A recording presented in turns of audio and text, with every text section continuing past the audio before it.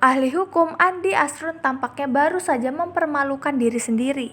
Berdiri di hadapan banyak orang dan berdebat dengan Roy Suryo, gelar profesor yang disandangkan untuknya kini diragukan.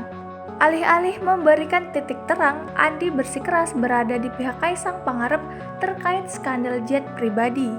Bahkan hingga perdebatan soal hal remeh mengenai istilah nebeng kini menjadi sesuatu yang serius.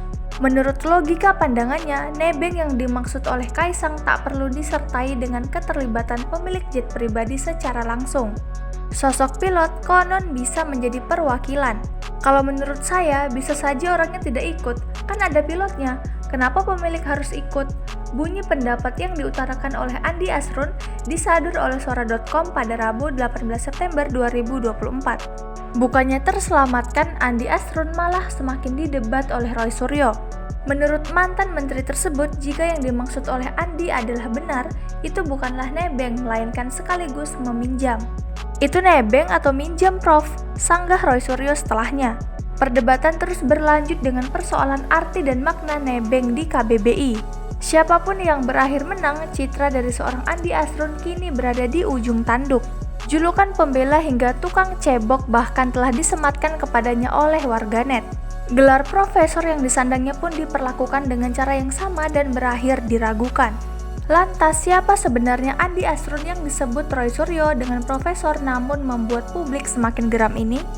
Hubungan antara Andi Asrun dengan Kaisang Pangarep mungkin dimulai dari ketertarikannya dengan Gibran Rakabuming. Rekam jejak mencatat jika Andi adalah ahli dari kubu Prabowo dan Gibran Rakabuming pada sengketa Pilpres 2024.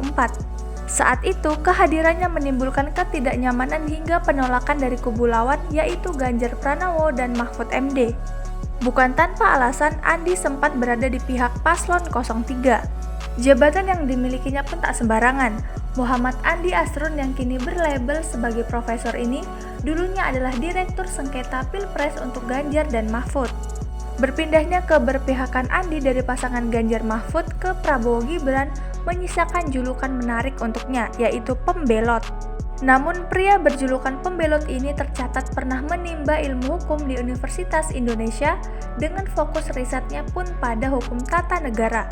Apakah kini Andi akan lebih merawat urusan Kaisang ketimbang hukum negara untuk kepentingan bersama?